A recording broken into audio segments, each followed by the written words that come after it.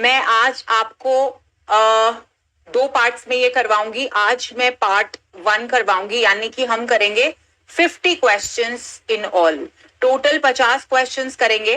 कौन सा शिफ्ट है ये आपको पता लग जाएगा, but I wanted to keep just a surprise. So I think we should start. We should start the session. Let me know if your answer sheets are ready and then I can see. और फिर एक reality check आपको मिल जाएगा कि अभी paper जो आया था जिसमें आपके ऐसे ऐसे नंबर आए हैं, या अगर आपको फर्स्ट टाइम जून में देना है तो आपको एक अंदाजा लग जाएगा कि आपकी तैयारी जो है वो किस प्रकार से है. तो here comes my question number 1 for you all. Are you ready? Just let me know with your yeses because I think the chat is a little slow from my end. Wonderful. Okay. So here comes your question number 1. Which of the following Indian schools of philosophy rejects the Vedic authority? निम्नलिखित में से दर्शन शास्त्र का कौन सा भारतीय संप्रदाय वैदिक प्राधिकार को नहीं मानता?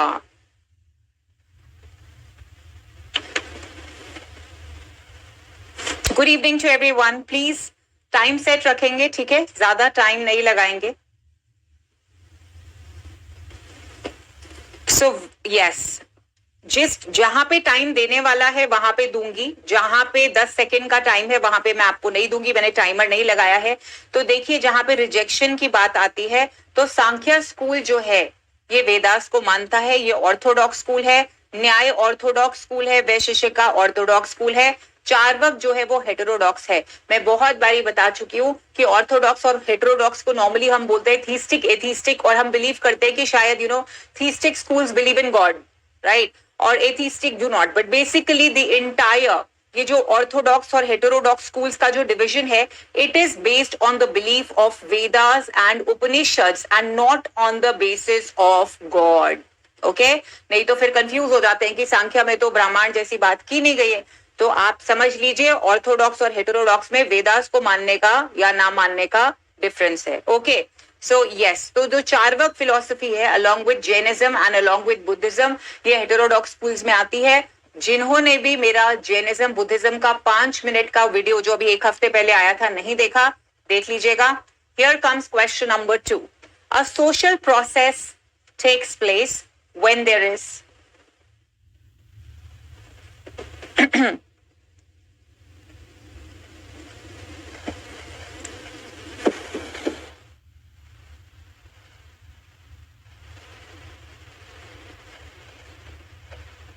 a little slow.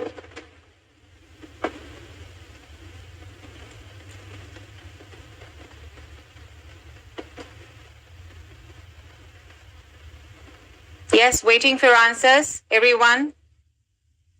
Yes.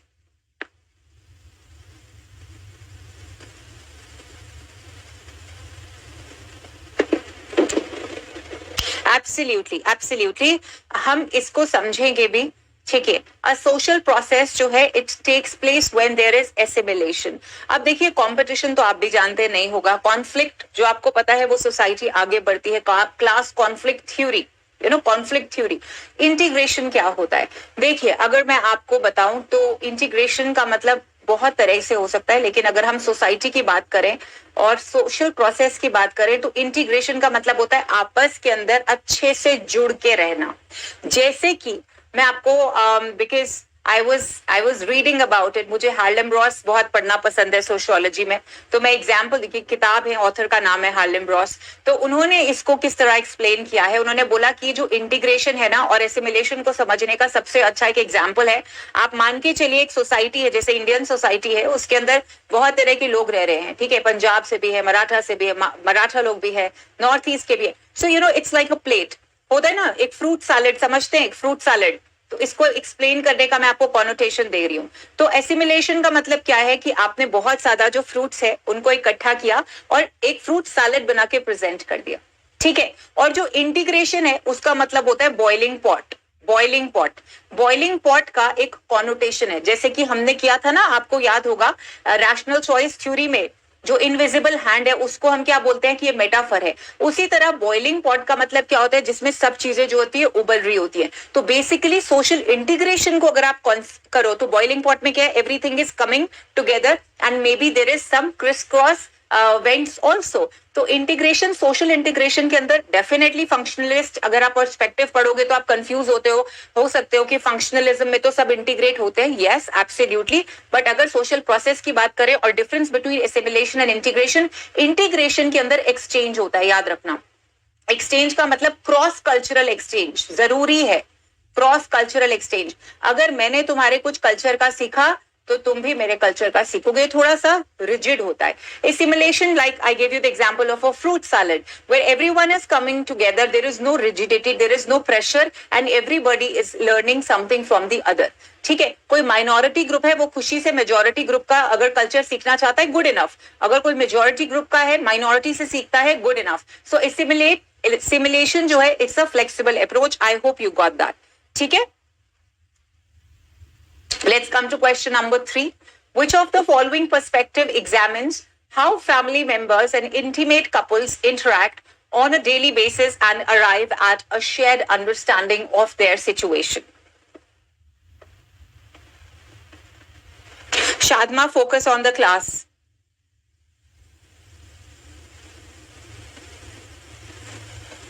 PM Vlog जाके आप कॉन्सेप्ट क्लासेस देखिए, भरी पूरी भरपूर है। एक हफ्ते में 3 तो मैं दे चुकी हूं।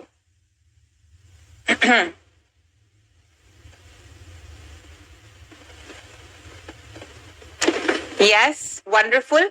Which of the following perspective examines how family members and intimate couples? जब हम family member की बात कर रहे हैं तो definitely functionalist theory perspective तो नहीं आएगा, क्योंकि ये तो एक social perspective होता है। तो आपका question number C3 का C आंसर बिल्कुल सही होगा, social interaction थ्योरी, कि जो लोग है या फैमिली मेंबर्स है वो आपस के अंदर इंटरैक्ट कैसे कर रहे हैं। कॉन्फ्लिक्ट तो सबके घरों में होती है, लेकिन कॉन्फ्लिक्ट थ्योरी पर्सपेक्टिव नहीं लगेगा, फंक्शनल थ्योरी पर्सपेक्टिव नहीं लगेगा, स्ट्रक्चरल फंक्शनलिज्म का कॉन्सेप्ट आता है ये, और कॉन्वर्सेशन थ्योरी पर्सपेक्टिव बिल्कुल भी नहीं लगेगा। ये आप जानते हैं, मैंने तो इसका नाम ज्यादा सुना नहीं है। तो सोशल इंटरैक्शन थ्योरी इसका सही आंसर होगा। Let's come to this question, जो कि मुझे पता है आपको ऑलरेडी आता है और आंसर भी अपने आप आ गया। Care education has been focused by, answer आपके सामने आ गया है, नेल नॉडिंग्स। तो अब आंसर तो आ गया है और मैं तो ऐसे जाने नहीं दूंगी क्योंकि मेरी गलती से आया है क्लिक के ऊपर, तो मैं तो बाउंसर क्वेश्चन पूछूंगी। और उस बाउंसर क्वेश्चन ये है कि मुझे इनके 4 स्टेप्स बताइए। नेल नॉडिंग्स इतना प्यारा इनका नाम है, अभी 2 साल पहले इनकी डेथ हुई है। तो जो केयर पर्सपेक्टिव नेल नॉडिंग्स ने दिया उसके 4 स्टेप्स हैं। आप मुझे उन 4 स्टेप्स का नाम बताइए, क्योंकि ये भी एक प्रीवियस ईयर क्वेश्चन है। जल्दी जल्दी बता दो।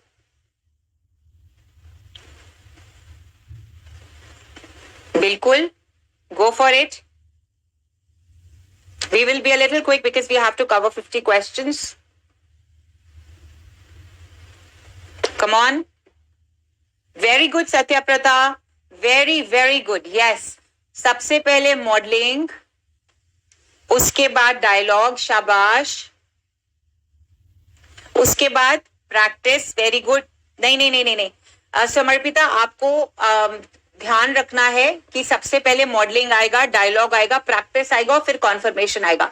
आपको इसके ध्यान रखना, ये वर्ड कॉन्फर्मेशन है, एप्रिसिएशन नहीं, क्योंकि 2 बारी इसको एप्रिसिएशन करके पूछा गया था और एक बारी सही माना था, एक बारी गलत। तो एग्जैक्टली स्टेप आपको याद रखना है। पहले मॉडलिंग, बच्चे के सामने आप अच्छा व्यक्तित्व जो है आप मॉडल करके दिखाते हैं, इंट्रैक्शन होती है, डायलॉग होता है, जब बच्चा प्रैक्टिस करता है आपके सामने वही चीज वो दोहराता है तो आप कॉन्फर्मेशन देते हैं, आप अप्रिशिएट करके उसको और स्ट्रेंथन करते हैं। Let's come to question number 5 everyone. Which of the following now is not an input function of the structural functional analysis as specified by Gabriel Armand? ये थोड़ा सा बाउंसर क्वेश्चन है, कोई बात नहीं, हम करेंगे और मैं आपको समझा दूंगी।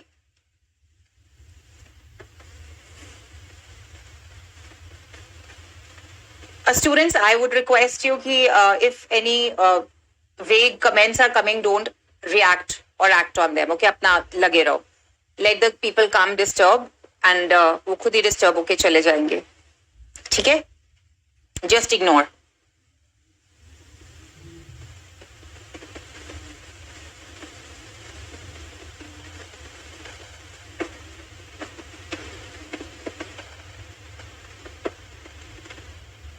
यस, मैं सभी का वेट करूंगी आंसर का.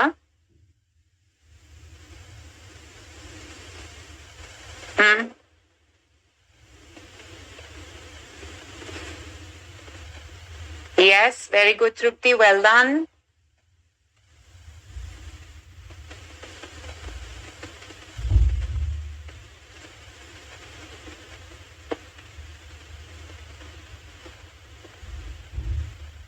नहीं शादमा, सेकंड के तो नहीं है, बिल्कुल सेकंड के नहीं है, सेकंड के नहीं.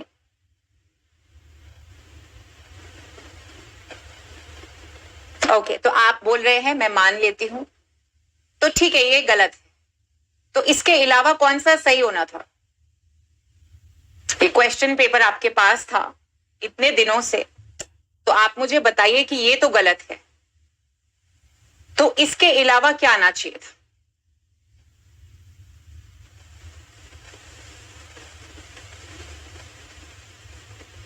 Interest aggregation. ठीक है, अब ना इसको ध्यान से सुनना, क्योंकि आई एम श्योर मैक्सिमम ने तो किया नहीं होगा. तो ये थोड़ा सा बाउंसर क्वेश्चन था, बहुत सोशियोलॉजिकल डेप्थ में क्वेश्चन है, बट मैं आपको बता देती हूँ. Gabriel Almond is one of the structural functionalist along with Emile Durkheim. Talcott Parsons ने भी बहुत काम किया. तो एक तरह से ये पॉलिटिकल सिस्टम किस तरह वर्क करता है, पॉलिटिकल सिस्टम किस तरह वर्क करता है, उसके ऊपर इन्होंने बात बोली. तो इन्होंने कहा एक होता है इनपुट, एक होता है प्रोसेस जो कि पॉलिटिकल सिस्टम है, और एक है आउटपुट. या आप सोसाइटी भी लेके चल सकते हो इसको इजी समझने के लिए.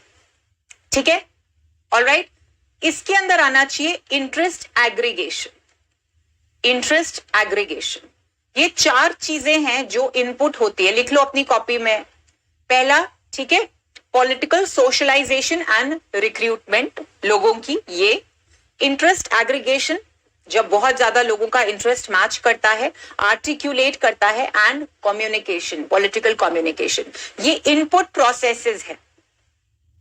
ठीक है, और ये जो रूल एप्लीकेशन है ना, रूल एप्लीकेशन, इसके साथ क्या होगा? रूल फॉर्मेशन, एप्लीकेशन एंड रीएब्डिकेशन, मतलब कि अप्लाई करना, रूल अप्लाई करना, और फिर उसके बाद इंप्लीमेंट करना. इंप्लीमेंट करना जिसको कि रीएब्डिकेशन बोलते हैं. ठीक है, तो ये आउटपुट प्रोसेस है, याद रहेगा, ये आउटपुट प्रोसेस है. Let's come to question number 6.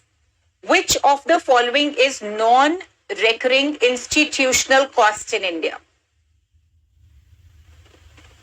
मुझे 100+ स्टूडेंट्स चाहिए थे आज. जो पॉइंट्स मैंने बताए हैं वो लिख लेना.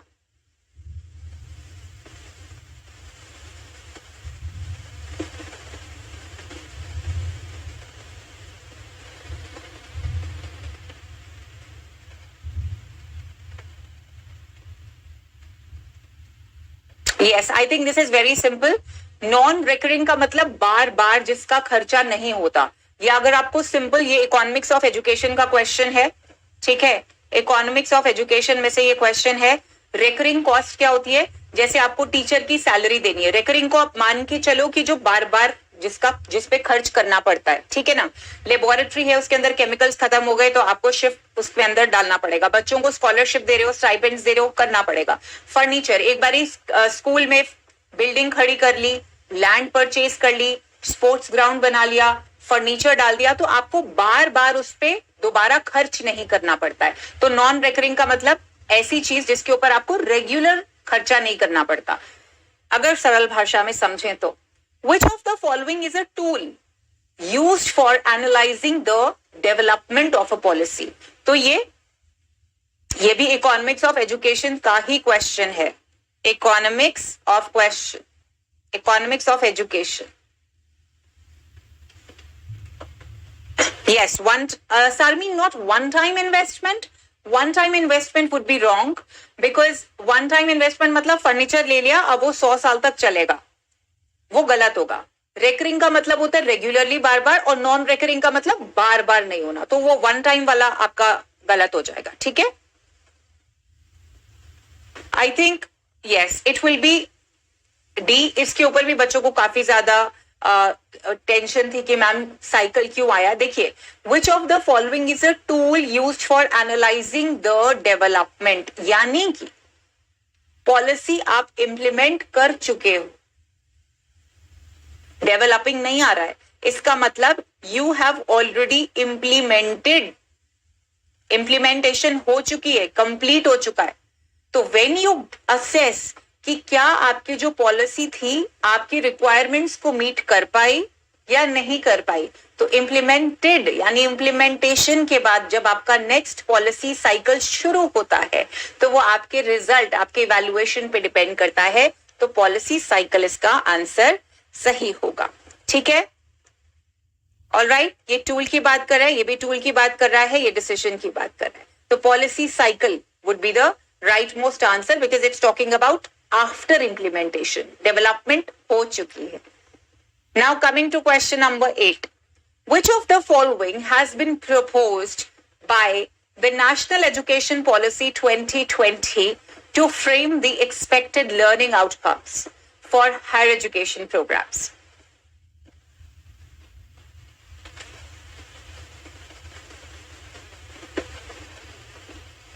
We'll be quick.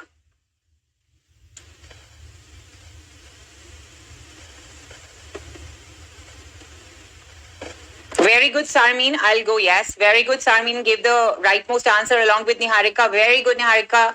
General Education Council. General Education Council जो है क्या लर्निंग आउटकम्स हैं वो बताती है. और ये किसके अंदर आता है? Higher education council of India. क्योंकि मैं क्वेश्चन पेपर करा रही हूँ इसलिए मैं ज्यादा बाउंसर क्वेश्चंस नहीं डाल रही हूँ, बट आपको पता होना चाहिए. ठीक है, let's come to this. Collective monologue leads to egocentric speech. Collective monologue leads to egocentric speech. ये कौन से साइकोलॉजिस्ट ने बोला था?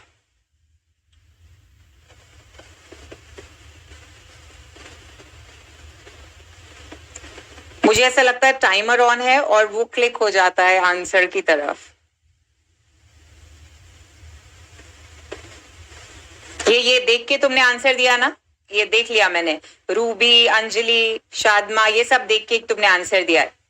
आई नो दैट, क्योंकि मुझे लगा टाइमर है. तो हाँ, तो ठीक है, मैं मान के चलती हूँ तुमने पियाजे बोल दिया.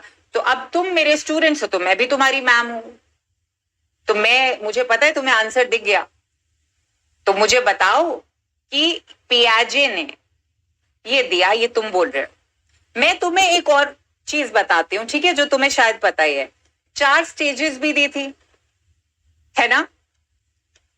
Sensory, pre operational, concrete, formal, है ना?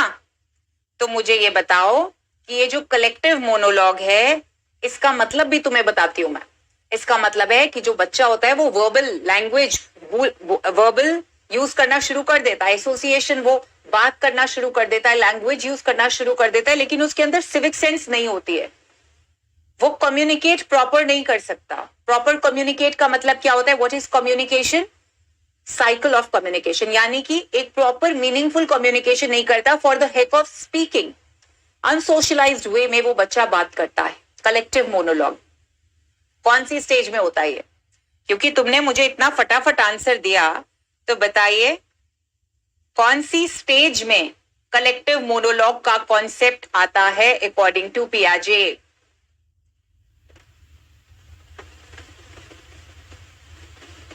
जी जी जी जी बताइए. Very good Samarpita, Shadma, absolutely pre operational. इसका एज लिमिट बता दो, रेंज बताओ, जल्दी जल्दी जल्दी जल्दी, बी क्विक. प्री ऑपरेशनल का एज रेंज बताओ.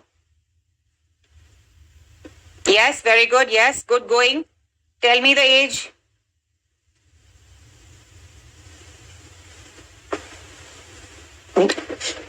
Pre operational is first stage. Gyan, is it? Pre का रेंज बताइए. Very good Mahima, very good. It's they say 2 to 6 years. 2 to 6 years, right? 2 to 6. प्रीति, आप जो बोल रहे हैं वो कॉन्क्रीट होगा. Let's come to question number 10. Mental health is full harmonious functioning of the whole personality. Who gave this meaning of mental health?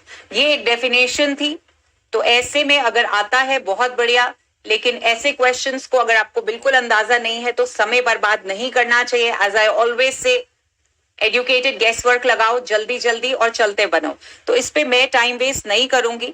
ठीक है, तो ये क्वेश्चन नंबर 10 का जो आंसर है, सुदर्शनी 6 और 7 आप देख लीजिए. एक 0 to 2 मान के चलता है, एक स्कूल 2 to 6 मान के चलता है, कई 2 to 7 मान के चलते हैं. ठीक है, कई 6 to 11 मान के चलते हैं, कई 12 मान के चलते हैं.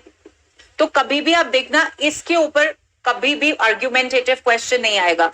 जो फॉर्मल है उसको 11 इयर्स अबव भी मानते, कई इसको 12 इयर्स अबव भी मानते. तो उस पर आप टेंशन मत लो. ठीक है, so we have crossed 102 which is just amazing. I think I told you that. So absolutely Hartfield ने जो है ये आंसर दिया था. शाबाश, आप सबने जो आंसर दिया है बिल्कुल सही बोला.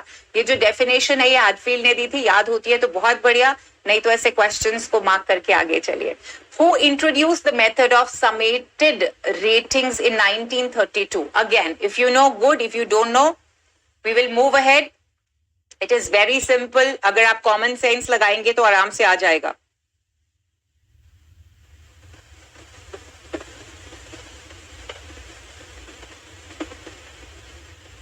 Meanwhile, reminding you this Sunday Supersonic Marathon.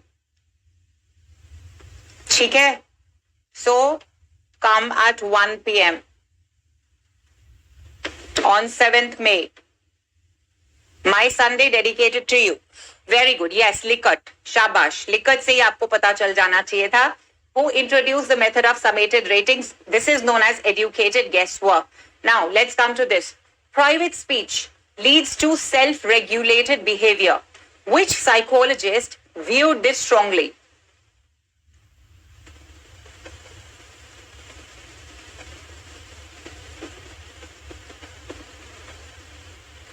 I'm watching everyone's answer. Very good. Good going, everyone.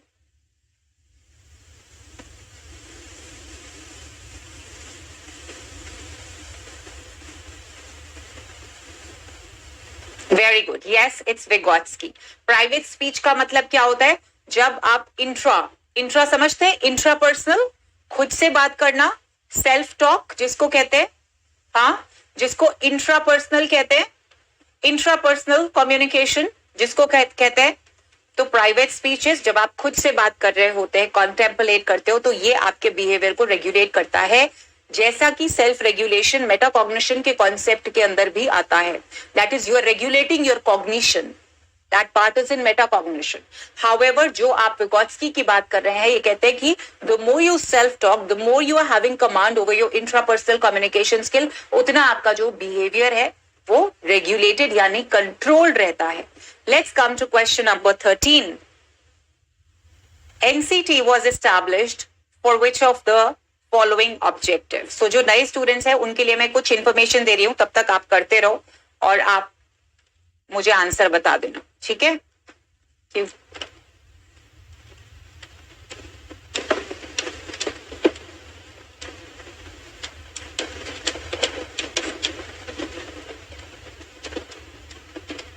all the new students, you can write down whatever extra information I'm giving you. Okay, so NCT के ऊपर question है, national council for teacher education, और इसका जो answer है वो simple सी चीज है कि डी होगा, डेवलपमेंट ऑफ टीचर एजुकेशन से ही रिलेटेड होगा. I think this is very simple. Uniting the teachers, universalisation of education, no increasing focus on research. No, it's was very simple. And ये एक्स्ट्रा नॉलेज है कि जो सबसे पहले एनसीटी एडवाइजरी बॉडी बनी 1973 में, उसके बाद बोला गया कि भैया नहीं, अच्छा काम नहीं करिए एडवाइजरी स्टेटस के अंदर. एक्ट पास किया गया 1993 में, स्टैट्यूटरी बॉडी बन गई है 1995 के अंदर, और इसको स्टैट्यूटरी बॉडी बनाने के लिए एनपीई 1986 ने भी बहुत ज्यादा फोर्स किया था, बोला था. Let's come to question number 14. This is again जल्दी जल्दी बताएंगे आप सब. And whatever extra information, it's for the new students to jot it in their concept maps. नहीं तो ढूंढना पड़ता है. यहाँ पे आपको टीचर खुद ही बता रही है, कहीं बुक्स को छाटने की जरूरत नहीं है. Everything you are getting on a platter. Okay, So I think this is again simple.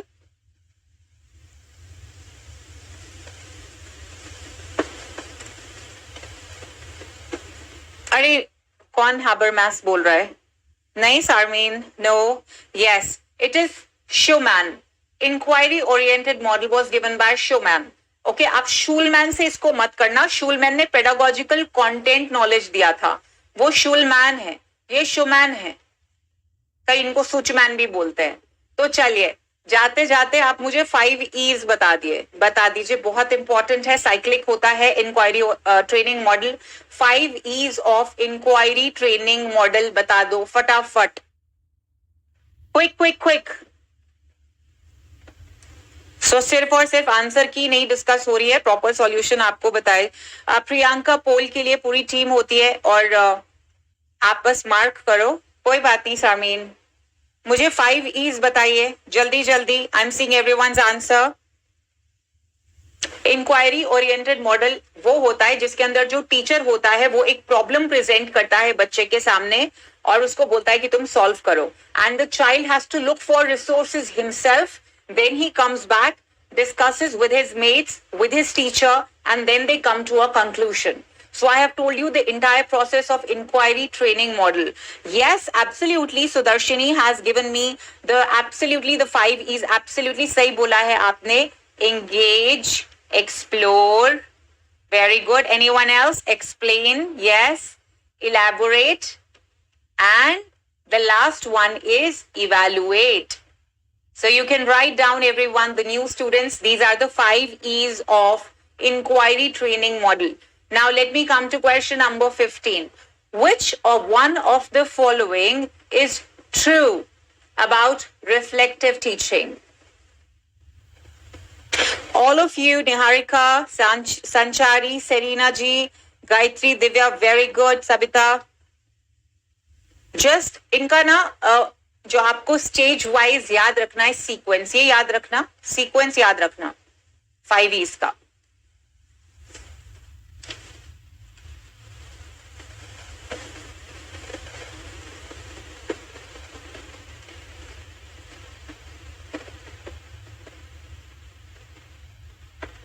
Very good. Yes, question number 15, cyclic process. Reflective teaching के अंदर क्या होता है? जैसे टीचर है, वो प्लान करके जाता है क्लास के अंदर, ठीक है, उसके बाद एग्जीक्यूट करता है. प्लानिंग के अंदर उसके ऑब्जेक्टिव्स भी आते हैं, कंटेंट क्या डालना है, इसके बाद एग्जीक्यूट यानी कि प्रोसेस करता है और फिर प्रोडक्ट क्या होता है उसके बारे में वो क्या करता है? रिफ्लेक्ट करता है. क्या उसके टीचिंग लर्निंग आउटकम्स अचीव हुए, क्या उसके ऑब्जेक्टिव्स फुलफिल हुए, क्या उसकी स्ट्रैटेजीज इफेक्टिव थी, कहीं कमी रह गई, बच्चों को पूरे से समझ में आया या नहीं आया, और अगर उसके अंदर कोई फॉल्ट्स रह जाते हैं, कमी रह जाते हैं, तो देन ही रीप्लान्स ताकि नेक्स्ट क्लास के अंदर वो कमी ना हो और प्रॉपर लर्निंग आउटकम्स जो है वो अचीव हो पाए. It's a cyclic process of thinking about teaching. Now let's come to question number 16. According to NCFTE 2009, which of the following is not recommended for teacher education?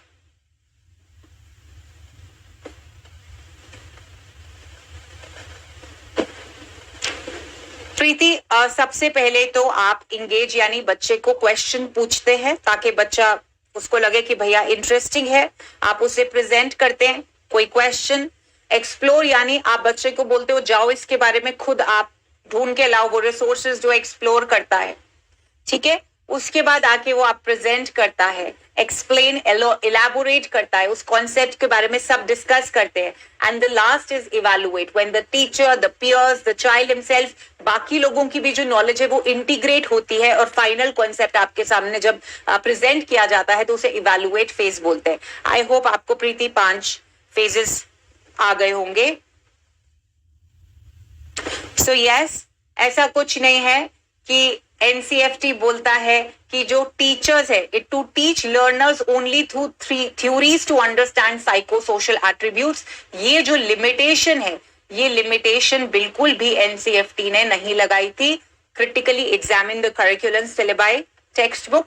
Teachers को help करना ताकि वो field experiences से बच्चों को engage कर पाए, उनकी नॉलेज कंस्ट्रक्ट हो पाए, एंड कि कॉन्शियसनेस उनके अंदर डेवलप हो, एम्पैथी डेवलप हो और सेल्फ रिफ्लेक्शन के थ्रू वो टीचिंग जो है करे, ठीक है। तो लिमिटेशन जो है वो नहीं लगाई थी। Let's come to question number 17, which of the following is not a curriculum approach? इनमें से कौन सी करिकुलम अप्रोच नहीं है? जल्दी बता दीजिए। It does not, it will not take much. If you know it, you know it. If you don't know, you don't know.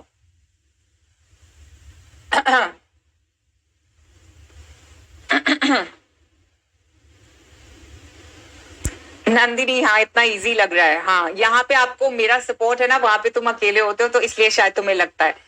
जैसे मुझे वो ईशानी, आज है ईशानी क्लास के अंदर, मुझे ईशानी की बात याद आती है। वो पेपर 1 ये वाला दे के I and she came and she was on call with a session, आप देख सकते हैं हमारा। एंड शी सेइंग मैम अच्छा था पेपर, बहुत बढ़िया था, लेकिन शाम तक बच्चे इतने घबरा गए थे कि पेपर पता नहीं क्या आया है। She also started doubting her attempt कि मैम मुझे ही पेपर इजी लगा कि वाकई में डिफिकल्ट था और मैं गलत मार्क करके आ गई हूँ। सो यस, 17 दी लिटरेचर अप्रोच जो है वो नहीं होती है। तो चलो, बाउंसर क्वेश्चन। बिहेवियरल अप्रोच आप सब जानते हैं, मैनेजरियल अप्रोच आप सब जानते हैं, करिकुलम के अंदर ही नहीं बल्कि एडमिनिस्ट्रेशन लीडरशिप यूनिट के अंदर भी। मुझे ये रिकॉन्सेप्चुअलाइज्ड ये जो अप्रोच है ये क्या होती है, इसका कीवर्ड बताइए, कीवर्ड बताइए। प्रियंका, क्वेश्चन करने पे फोकस करो। कहां से आया? शिफ्ट 1 शिफ्ट 2 बाद में देख लेना। अभी एम है ये देखना कि आप कितना सही इसको कर सकते हो बेटा, है ना। ऐसा क्वेश्चन पेपर में लाइव क्यों करवा रही हूं? ताकि आपको एक एक्सपीरियंस मिले, रियल लाइफ एक्सपीरियंस मिले। तो don't focus your energies on finding कौन सा शिफ्ट का है, वो तो आपको पता चल ही जाएगा, है ना। You have to focus on attempting the question. Yes, tell me what is the key word for reconcept? आप लोग बोल रहे हैं कि लिटरेचर अप्रोच नहीं है, मतलब बिहेवियरल भी पता है, मैनेजरियल भी पता है, तो रिकॉन्सेप्चुअलिस्ट का बताइए की वर्ड।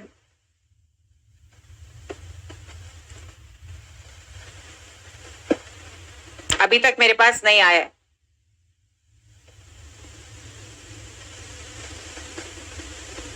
इसका मतलब नहीं आता है। अगेन कॉन्सेप्ट फ्रेम करना नहीं नेहा, ये नहीं है। बट नेहा आपको शाबाश है क्योंकि एटलीस्ट आपने बोला तो सही, है ना। बाकी स्टूडेंट से चुप करके बैठे हुए। रीडिजाइन करना, basically reconceptualist approach in curriculum का मतलब होता है that whenever you have to teach a concept, a teacher cross verifies ensuring कि वो क्रॉस कल्चरली एक्सेप्टेबल है। एक एथिकल सिविक सोसाइटी में उस कॉन्सेप्ट के प्रति कोई आर्ग्यूमेंट्स तो नहीं हो सकते। So whenever concept is being taught, retesting it, checking it if it is in sync with the cross cultural ties of the society.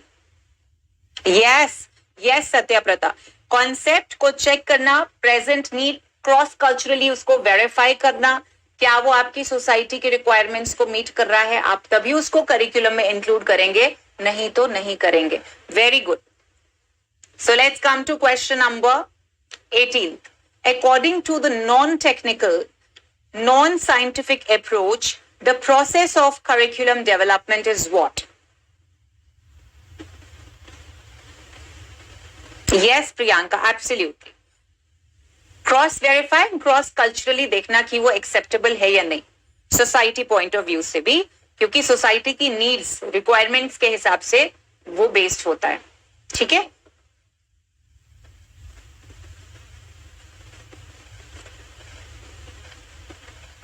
Yes, Deepshida, formation of concept. Concept is already there. You are reflecting over it and ensuring if it is matching to the needs of your society, to the cross-cultural ties, is it acceptable to the needs, the norms, the requirements को क्या वो meet कर रहा है, उसको, उस approach को बोलते हैं। ठीक है। तो आप समझ में आए ना कि मैम को पता है कि तुम्हारा जो वीक एरिया है वो कौन सा है। तो चलिए, यस इट इज डी। तो इसको एक बारी कर लेते हैं। According to non technical, non scientific, इसका मतलब क्या हुआ? नॉन टेक्निकल, नॉन साइंटिफिक का मतलब वो चीज जिसके अंदर सब्जेक्टिविटी है। सिंपल, यही मतलब हुआ ना। According to non technical, non scientific approach, the process of curriculum is objective तो भैया साइंटिफिक होती है, लॉजिकल भी बिल्कुल साइंटिफिक होती है, एक प्रिंसिपल जो यूनिवर्सली एप्लीकेबल है ये भी बिल्कुल साइंटिफिक होगा। ह्यूरिस्टिक मेथड क्या बोलता है कि आप ऑब्जर्वेशन से सीखे, आप एक्सपीरियंस से सीखे, आप इंडक्टिव अप्रोच से सीखे। तो कहीं ना कहीं इसके अंदर क्वालिटेटिव अप्रोच लग जाती है, इंडक्टिव अप्रोच से ये शुरू होता है, इसलिए ये नॉन साइंटिफिक है, इसके अंदर सब्जेक्टिविटी ज्यादा है। ठीक है, let's come to question number 19th. Which of the following is not a suitable option when curriculum is viewed as non-technical, non-scientific, that is flexible approach? Take your time.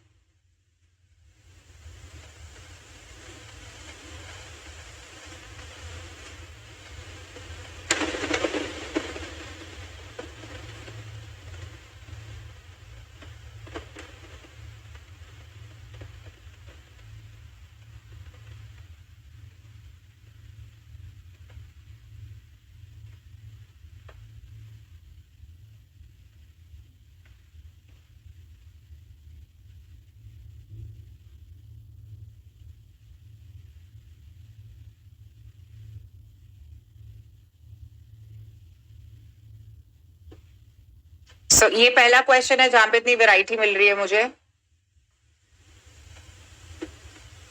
Okay, alright, okay, इसको समझ लेते हैं पहले, है ना। NTA ने काफी घुमाने की कोशिश की है, तो चलो हम भी कोशिश करते हैं इनको समझने के लिए। ये कह रहे हैं इनमें से क्या सूटेबल नहीं है एक ऐसे करिकुलम के लिए जो नॉन टेक्निकल है, जो नॉन साइंटिफिक है, मतलब एक ऐसी चीज जो कि सूटेबल नहीं रहेगी एक नॉन टेक्निकल नॉन साइंटिफिक। तो इसका मतलब हमें एक ऐसी स्टेटमेंट ढूंढनी है जो प्योरली लॉजिकल है, जो प्योरली ऑब्जेक्टिव है। पहले आप इस क्वेश्चन का इस तरह से मीनिंग ढूंढिए, फिर देखो कि इसके साथ स्टेटमेंट कौन सी मैच कर रही है। Curriculum is viewed as quality activities, curriculum is viewed as delivery of mapped out content and experiences. Mapped out content का मतलब होता है already established, already tested content. Curriculum is viewed as conversation, again subjective. Curriculum is viewed as emerging phenomenon with humans interact, again subjective. तो आपका answer निकल आया। तो ऐसे क्वेश्चंस में ना आपको सबसे पहले फाइंड आउट करना चाहिए, जैसे हमको यहाँ पे पता चल गया कि हमें सबसे लॉजिकल और ऑब्जेक्टिव स्टेटमेंट जो है वो चूज करनी है। ठीक है, this is how you do it. Let's come to question number 20. Curriculum design conceptualizes the curriculum and arranges its major components as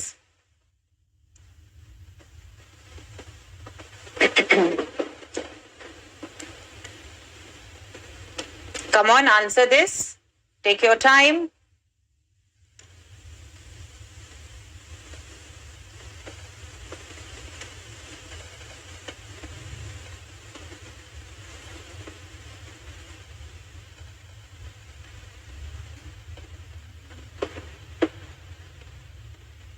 I think again this is very simple, है ना, कि करिकुलम, ये तो आपने इतने सारे अप्रोचेस किए हैं, इतने सारे मॉडल्स किए हैं, तो एक चीज तो सिंपल फॉलो होती है कि आपके पास ऑब्जेक्टिव्स क्लियर होने चाहिए, कंटेंट, लर्निंग एक्सपीरियंस कैसे दिलाना है, क्या टीचिंग स्ट्रैटेजीज, क्या एड्स, और लास्ट में आपको असेसमेंट इवैल्यूएशन कैसे करनी है। So coming to question number 21, what will be the T value when between group variance and within group variance is 250 respectively? and जो मैं हमेशा बहुत प्राउड से कहती हूँ कि सिर्फ हमारे स्टूडेंट्स जिन्होंने मेरे साथ रेगुलर क्लास अटेंड की थी वही कर सकते थे, कहीं से भी अनोवा पढ़ाओ। अगर यहाँ पे क्लास अटेंड नहीं की थी तो इसका आंसर आप नहीं दे सकते थे।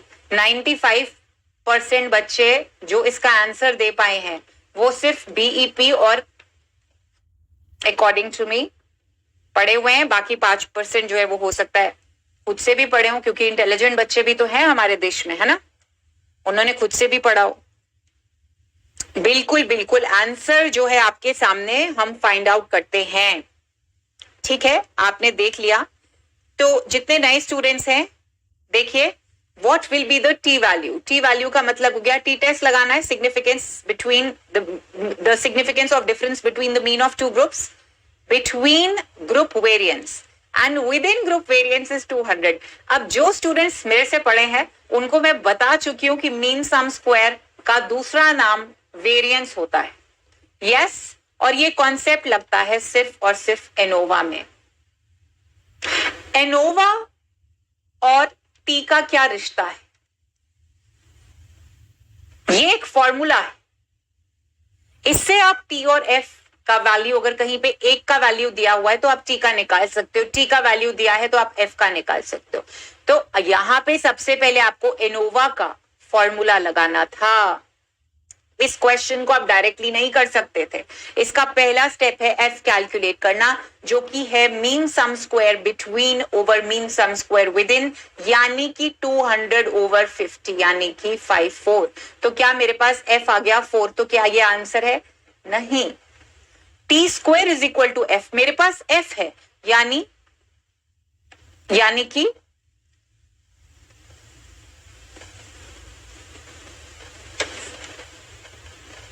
got it? Okay, so this was step number 1, this was step number 2. चलिए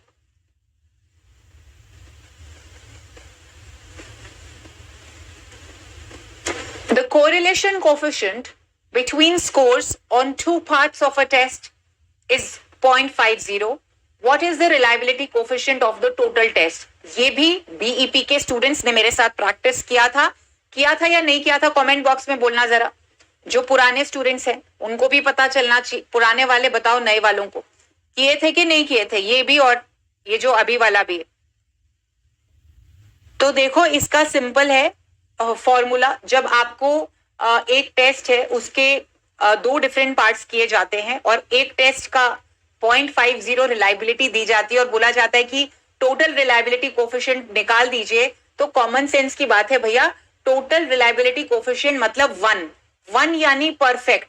तो एक ऐसा टेस्ट जिसका आधा हिस्सा, ऐसा थोड़ी ना है कि 0.50 मतलब 0.50 का मतलब कि एक जैसा टेस्ट का परफेक्ट कोरिलेशन आ जाएगा, रिलायबिलिटी कोफिशिएंट 1 आ जाएगा, ऐसा नहीं होता। इसका एक फॉर्मूला होता है। क्या होता है वो फॉर्मूला? कोई बताएगा मुझे? यस, 0.67।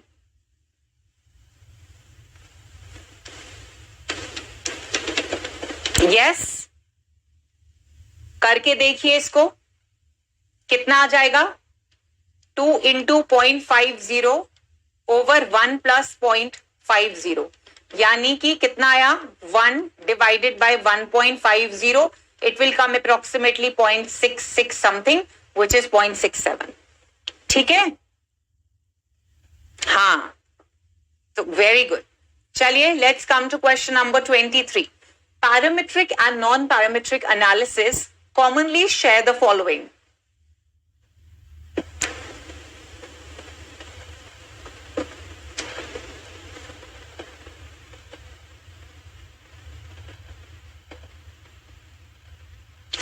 और जो संडे को मैराथन होगी ना सुपरसोनिक, वो भी एक प्रीवियस ईयर क्वेश्चन पेपर है लेटेस्ट, उसका ईयर नहीं बताऊंगी।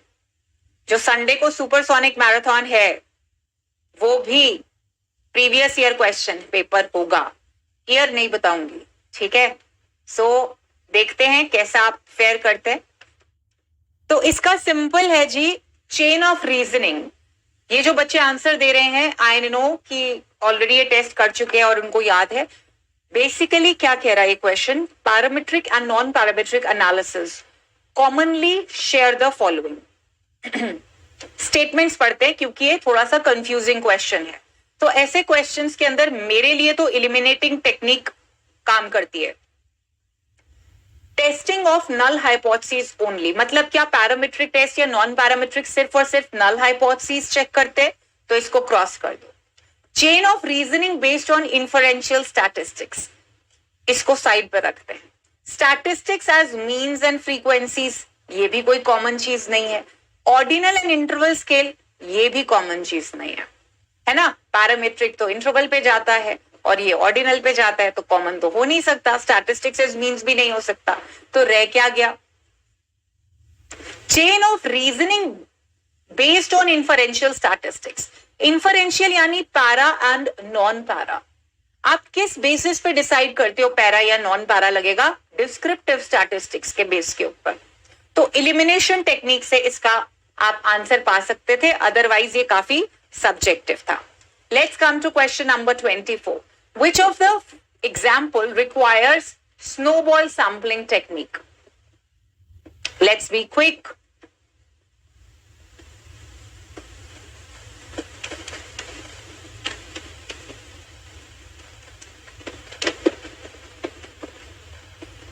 Very good, Shadma. Very good. I'll move quickly now. ये ऑप्शन सी है, ठीक है.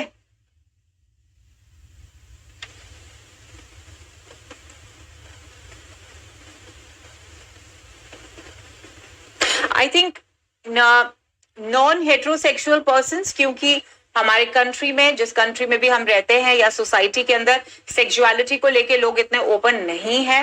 एंड वो individuals those who are non heterosexual, you have to gain their confidence in you have to gain their confidence if at all you want to include them in your sample.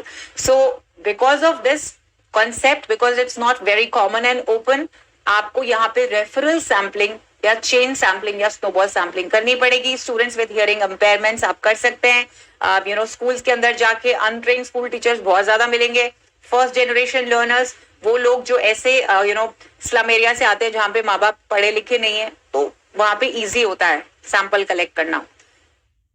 Coming to question number 25. Which among the following is the correct sequence of reflective level of teaching as stated by Handal and Glovers? अब मैं आपको बताती हूं, this was a bouncer question और मुझे खुद इसके बारे में पढ़ना पड़ा, क्योंकि इसका जो आंसर है वो जो आप एक्सपेक्ट करते हैं उसके काफी डिफरेंट है. Can you tell me? Handal and Glovers इतना कॉमन. रिफ्लेक्टिव लेवल टीचिंग हम सब जानते हैं क्या होता है. Reflective level of teaching, teacher जा रहा है, प्लान करके प्रोसेस कर रहा है, प्रोडक्ट चेक कर रहा है, नेक्स्ट टाइम थिंकिंग बैक. तो इसका आंसर आपने आई एम श्योर रटा होगा. केटी ने तो दे दिया है मुझे. It is level of action, planning, reflection and level of ethical consideration. तो आप इसको लिख सकते हो. जल्दी जल्दी कॉन्सेप्ट समझाऊंगी. इन्होंने एक ट्रायंगल बोला था. इन्होंने कहा था टीचर एक्ट करता है स्टेज 1 पे, ठीक है. ये उसके एक्सपीरियंसेस या रियलिटी या कॉन्सेप्ट जो वो जानता है वो होते हैं. इनके, इसको वो फर्स्ट कहता है, इसको सेकंड कहता है. इन दोनों के इंटीग्रेशन से वो क्या करता है, सोसाइटी के एथिकल कंसिडरेशंस के साथ कॉन्सेप्ट को पढ़ाता है. लोगों की मॉरल वैल्यूज का ध्यान रख के action, planning and reflection and ensure करना कि आप जो भी पढ़ा रहे हो क्या वो आपके क्लासरूम डायनामिक्स के एथिकल कंसिडरेशन में है, क्या उनके सिविक्स, जो सिविक सेंस होती है, क्या उसके अधीन है. तो ये आपको जो कॉन्सेप्ट है आई एम श्योर आपने नया सीखा होगा. Let's come to question number 26. A teacher maintains the collection of a student's work over a period of time. Which term is used for such type of a collection? Come on, quick, everyone.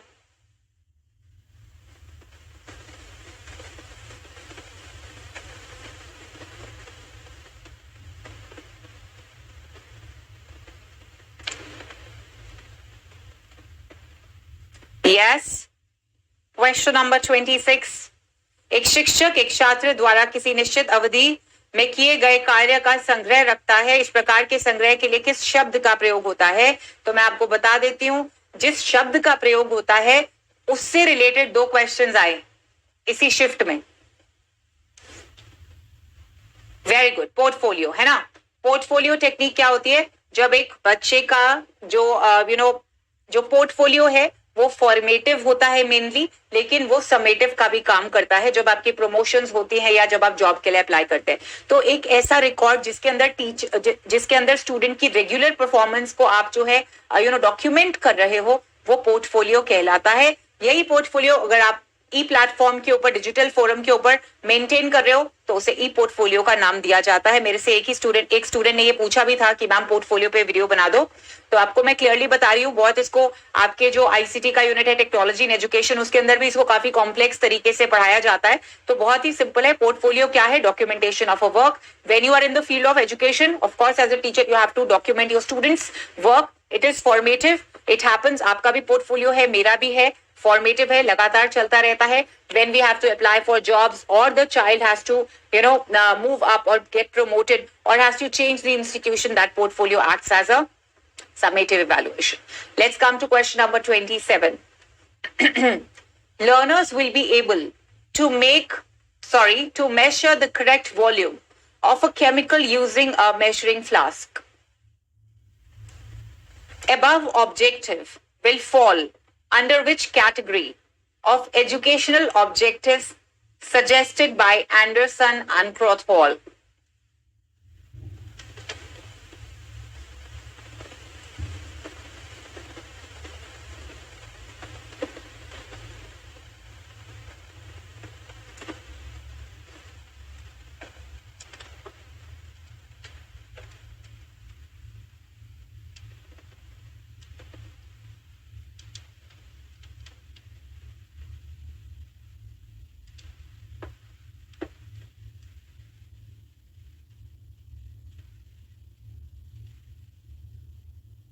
मैंने आपके सामने पूरा का पूरा Anderson and क्रॉथॉल की taxonomy लिख दी है, ठीक है? तो बिल्कुल सही,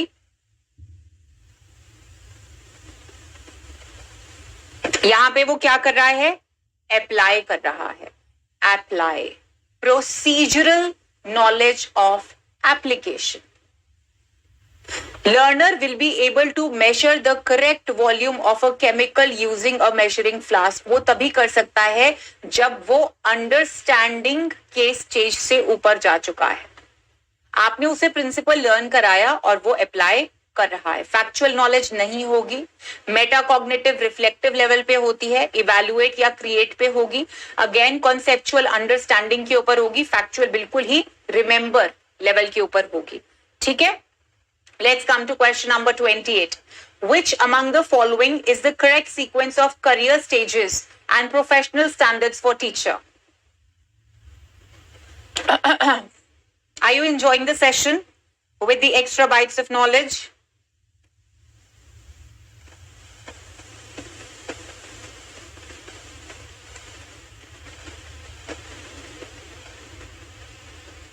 Come on, quick everyone.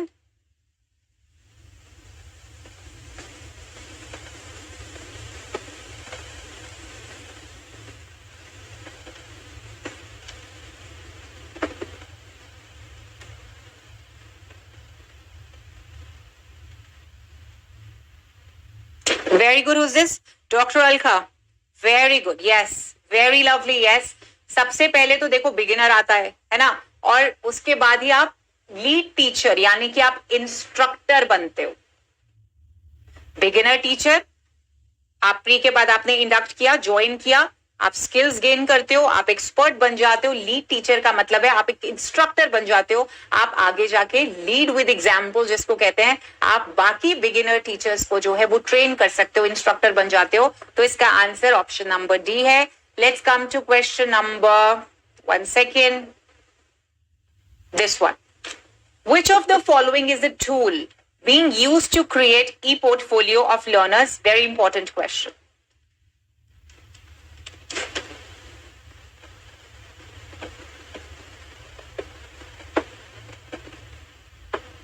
Very good, Pompey. Well done. So, yes. How sweet, Genny. Yeah, Niharika, what's the answer? Yes. Niharika और केटी दोनों 29 लिख रहे हैं. पॉम्पी सत्याव्रता ने सही दिया. ये महारा सॉफ्टवेयर है जो यूज किया जाता है बच्चों का, this is open educational resource, OER, और इसके अंदर आप ई पोर्टफोलियोज मेंटेन कर सकते हैं. और ये जो दोनों है ये क्लासरूम मैनेजमेंट सॉफ्टवेयर हैं. ओके, क्लासरूम मैनेज, क्योंकि ये पूछ सकते हैं बच्चे, इसलिए you should be knowing, okay, तभी मैं लिख रही हूँ। MS वर्ड तो नहीं होता, ये आप सब जानते हैं। ये दोनों क्लासरूम मैनेजमेंट सॉफ्टवेयर हैं। ये OER है for maintaining your e portfolios. Let's come to question number 30th. Which among the following is not a learning management system? Learning management system, इस क्वेश्चन को क्लैरिफाई कीजिए। आपको प्रियंका क्लैरिफिकेशन हो गई? इससे ज्यादा क्या बताऊं कि जो ये फेकारा और ये है, आपको क्लैरिफिकेशन हो गई कि नहीं हो गई? ये क्लासरूम मैनेजमेंट सॉफ्टवेयर है। ये पूछा जा रहा है कि इसमें से कौन सा आप इस्तेमाल कर रहे हैं ई पोर्टफोलियोज को मेंटेन करने के लिए। आप कल को टीचर बनेंगे, असिस्टेंट प्रोफेसर बनेंगे, तो हो सकता है हमारा यूज करें for maintaining the E portfolios, record maintain करना, डॉक्यूमेंट करना, डॉक्यूमेंट करते हैं ना बच्चों का, तो आप ये सॉफ्टवेयर, ये फेकारा और फिराना जो है, ये क्लासरूम मैनेजमेंट है।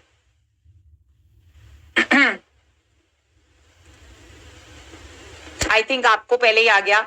ये स्वयं प्रभा है, ये लर्निंग मैनेजमेंट सिस्टम नहीं है, बाकी हैं। और स्वयं प्रभा के अंदर कितने DTH चैनल्स हैं, जल्दी बताओ, बिकॉज बाउंसर तो पूछूंगी, क्योंकि अपने आप आपको आंसर समझ दिख गया। कितने चैनल्स हैं इसके अंदर?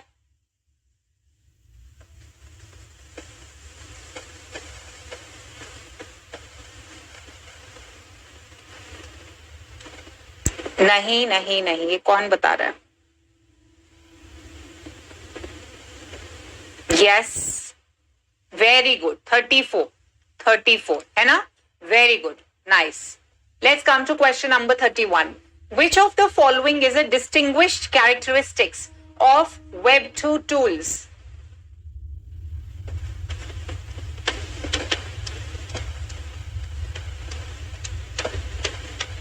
और अभी Web 4 भी आ गया है। हाँ, very good, 34 DTH, very good, proud of you. स्वयं प्रभा के बारे में जानकारी देते हुए आगे बढ़ते हैं। अब इनमें से WWW2 टूल कौन सा होगा?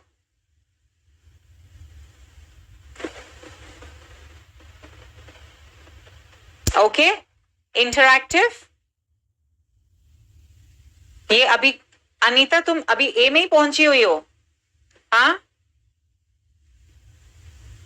स्टैटिक वेब पेजेस, इतना पुराना जमाना, बिल्कुल। Interactive social media web 2 tool का पार्ट है। तो आप मुझे वेब 3 के बारे में कीवर्ड बता सकते हैं जल्दी जल्दी, क्योंकि वेब 3 वेब 4 के बारे में पूछा जा सकता है। इनके कीवर्ड्स बता सकते हैं? आपके सिलेबाई में सिर्फ और सिर्फ अभी वेब 2 के बारे में बात की गई है ना? आपके सिलेबस में आपने सिर्फ वेब 2 देखा होगा, लेकिन वेब 3 और वेब 4 के बारे में भी बात होती है। Very good Sanchari, yes, very good. Creating, sharing and artificial intelligence, AI। यहां पे आपका creating and sharing, create and share, और वेब 4 के अंदर artificial intelligence. Very good Om, very good, I am proud of you all. So yes, web 1, 2, 3 and 4 आपको आना चाहिए। मैं बता रही हूं सिलेबस में नहीं लिखा हुआ है, लेकिन वेब 3 वेब 4 के बारे में आपको पूरी नॉलेज होनी चाहिए। Let's come to question number 32. Which of the following is not an essential activity of instructional designing? इनमें से कौन सी जरूरी एक्टिविटी नहीं है इंस्ट्रक्शनल डिजाइनिंग के लिए? Yes Anshari, 3D environment. अभी तो 4D की भी बात हो रही है। अभी तो 4D आ गया, 3D पुराना हो गया। Yes Anshari, virtual reality, yes, all of that. Keywords याद रखो, because then there is no end. Okay, फिर तो मैं भी बोलना शुरू कर दूंगी ऐसे, ब्लॉकचेन है ना, metaverse, so there is not going to be any end to it. We should just know the keywords and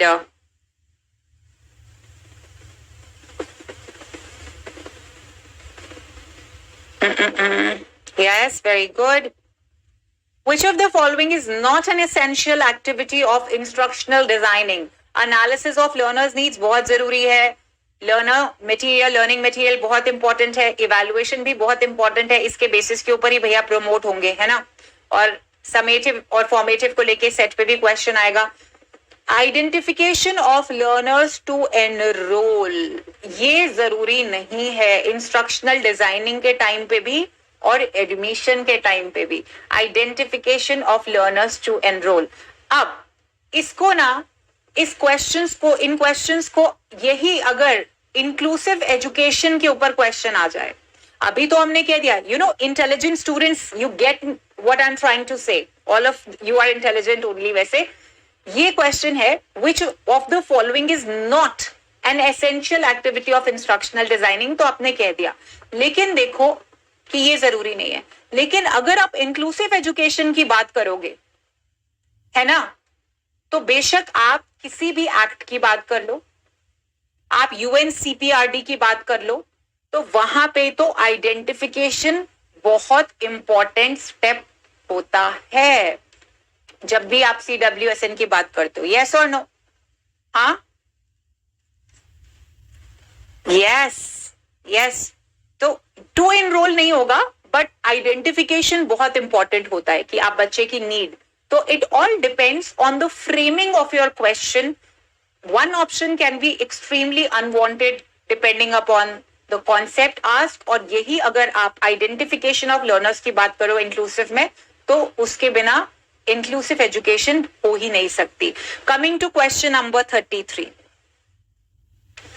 NAAC methodology for assessment and accreditation of general higher education institution is an example of quality control, quality assurance, quality management, and quality inspection.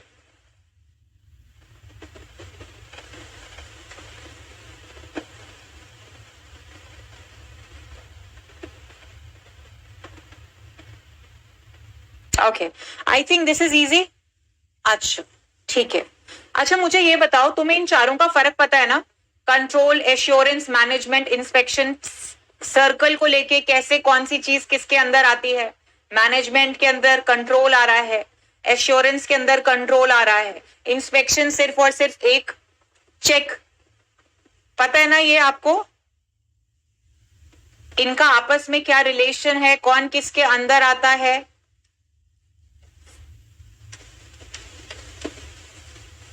अगर नहीं आता तो ये homework है, क्योंकि मैं सब कुछ नहीं बताने वाली, ठीक है? इनका नहीं आता तो आपको पता होना चाहिए। कंट्रोल कौन मुझे बताएगा कि इनमें से सबसे बड़ा कौन सा है? इनमें से कौन सा अम्ब्रेला टर्म है? अम्ब्रेला टर्म क्या होता है ये तो बता दो, ये तो बहुत सिंपल है। अम्ब्रेला टर्म मतलब जिसके अंदर बाकी के 3 ऑप्शंस आएंगे। हाँ सत्यप्रता, आई एम ट्राइंग। इन तीनों का आपस में रिलेशन है। अम्ब्रेला टर्म कौन सी है?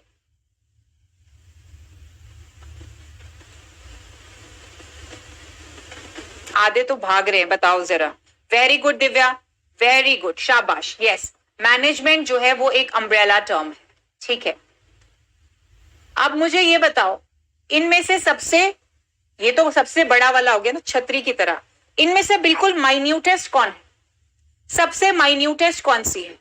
माइन्यूटेस्ट, माइन्यूटेस्ट जानते हैं? सबसे छोटा। आपको खुद ही कैसे क्वेश्चन को करना है, कैसे इन चीजों को समझना है, अब खुद से आना चाहिए। यहां पे तो मैं थोड़ा स्पून फीडिंग कर रही हूं आज। हाँ, मैनेजमेंट सबसे बड़ा अम्ब्रेला टर्म है। माइन्यूटेस्ट यानी सबसे छोटा टर्म कौन सा?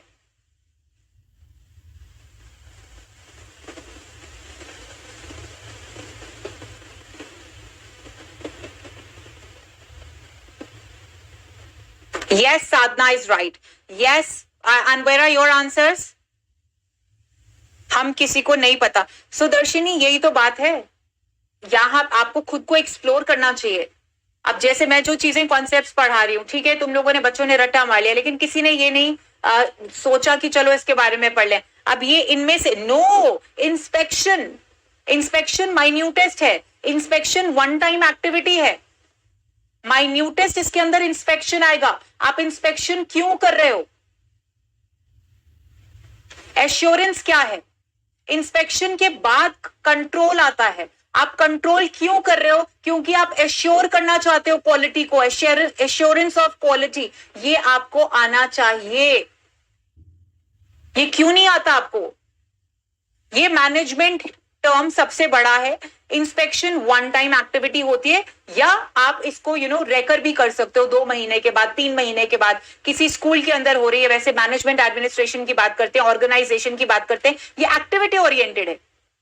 आप कंट्रोल लगाते हो क्योंकि ये श्योर करना है आपको क्वालिटी को, and all of this comes under quality management. कितने सालों से तुम ये ये कॉन्सेप्ट पढ़ रहे हो, तो इतना तो आना चाहिए। चलो नेक्स्ट पे आते हैं। Let's come to question number 34 which is very simple. इनमें से पीओएस डीसीओआरबी का कंपोनेंट कौन सा नहीं है?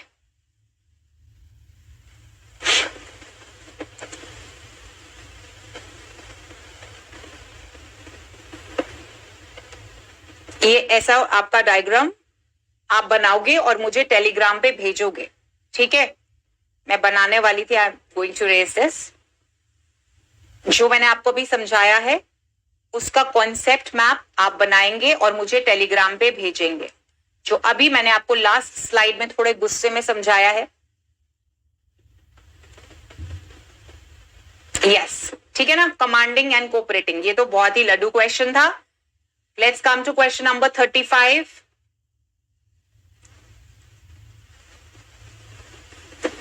NEP recommended which of the following functioning for General Education Council?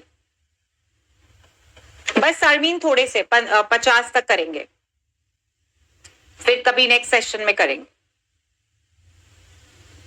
मुझे संडे वाले सेशन में सभी को देखना है, और आप सुपरसोनिक स्पीड वाले में अगेन प्रीवियस ईयर क्वेश्चन लेके आऊंगी बिना बताए कि कौन सा, ये तो नहीं आएगा। तो ये मत सोच के चलना नेक्स्ट में मैम नेक्स्ट 50 कराएंगे, नहीं, इतना मेरा प्रॉमिस है। कोई और क्वेश्चन पेपर होगा और 2023 का तो नहीं है, तो इसलिए उसको जरूर अटेंड करना। I think this is again simple. Academic standard setting body है जनरल एजुकेशन काउंसिल, है ना? This was simple once. One of the accreditation schemes under NABIT involves quality of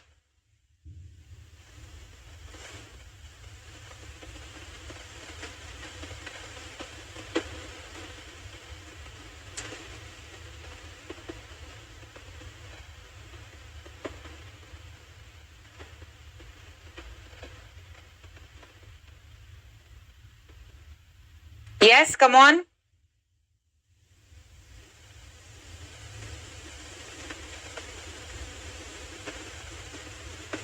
Okay, wonderful. Yes, D. School governance. Okay. Full form बताओ. Full form of NABIT बताओ. Everyone.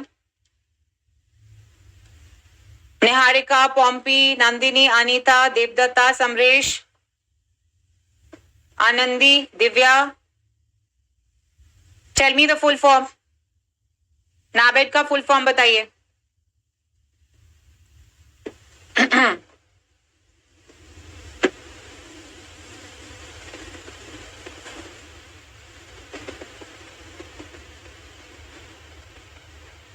No, not school governance can't be the full form, right? Yes, Ketty, you're absolutely right. National Accreditation Board for Education and Training. लिख लीजिए, National Accreditation Board for Education and Training. Okay. ये किसके under आएगा? ये कौन सी body है, governmental body, जिसके अंदर आएगा?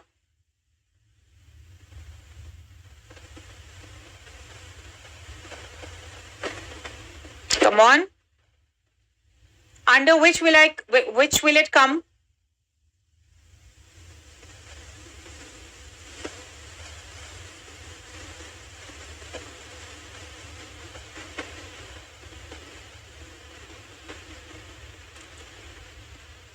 Yes, Satyaprata, very good, very good. Yes, QCI.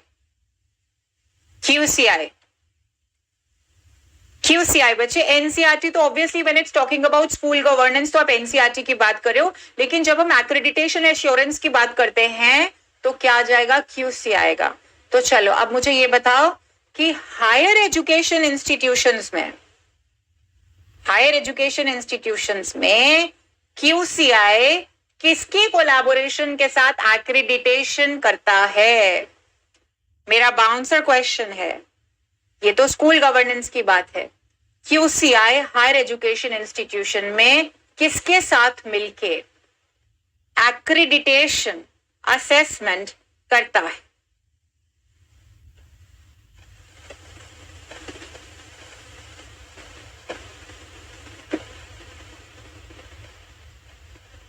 Very good Samaresh, आपका आंसर सही है, लेकिन आपके स्पेलिंग्स गलत है, नैक। चलो एक और बाउंसर क्वेश्चन, एनईपी ने क्या बोला है?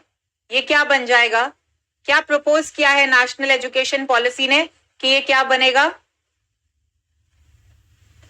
टाइम वेस्ट ना हो, मैं बता रही हूं, आप लिख लेना नए स्टूडेंट्स। एनईपी ने प्रपोज किया है कि ये सिर्फ नेशनल एक्रेडिटेशन काउंसिल रहेगा, autonomous organisation, and it will be an independent body to accredit higher education institutions other than the technical ones and the medical ones. Now coming to question number 37, which is not the definition of disability as seen by Human Rights and Equal Opportunity Commission 1994.